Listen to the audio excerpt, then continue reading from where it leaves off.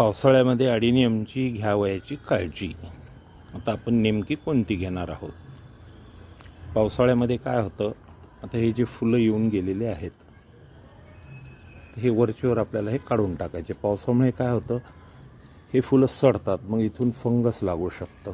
त्याकरता होईल तेवढे फुलं जे आहेत वाळलेली किंवा पानं खराब झालेली ती काढायची, पूर्ण काढून घ्यायची. अशी म्हणजे काय होतं, फंगस लागत नाही. पुन्हा त्यानंतर खाली जे आहे इथे पडलेला असेल पाला पाचोळा किंवा आपण उन्हाळ्यात मल्चिंग वगैरे करतो ती सुद्धा काढून घ्यायची. त्यानंतर पावसाळ्यामध्ये जे काही अशी झाडं निघतात तर ते झाडं राहिले तरी चालते, तर म्हणजे एक्सेस पाणी झालेलं झाडं पिऊन घेतात. जास्तीत जास्त थोडंसं कट करून घ्यायचं झाड, पण पूर्ण असं उपटायचं नाही. पावसाळा झाल्यानंतर आपल्याला काढता येतं उपटून, आणि वाळलेली पानं काढून घ्यायची याच्यावरची.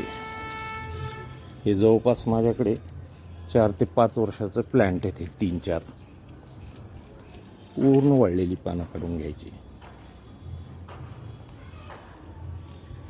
हे अशी जास्तीत जास्त काय फंगस लागू नये म्हणून याच्यावर औषध फवारून घ्यायचं. साफ पावडर म्हणून येतं.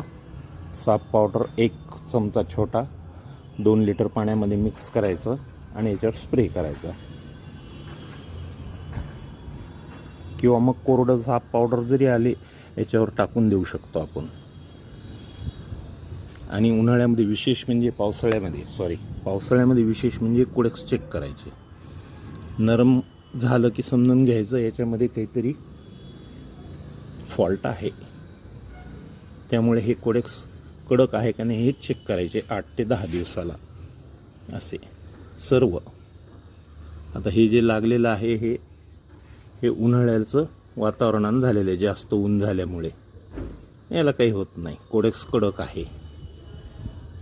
आणि त्याच्यानंतर पावसाळ्यामध्ये काय होतं, पाऊस पडल्यानंतर याच्यातली माती अशी कमी होते पाण्यानं. तर ही माती थोडीशी अजून, म्हणजे माती म्हणण्यापेक्षा जे काही आपलं प्रोपोर्शन आहे वाळू वगैरे ते पूर्ण अजून भरून घ्यायचं वाळूनं. पुन्हा त्याच्यानंतर काय करायचं, अशी बारीक बारीक दगडं ठेवायचे, म्हणजे मधलं जे काही आहे वाळू मिश्रित आपलं माती कंपोस्ट वगैरे ते वाहून जाऊ नये म्हणून हे असं पूर्ण भरून आपण टाकून द्यायचं.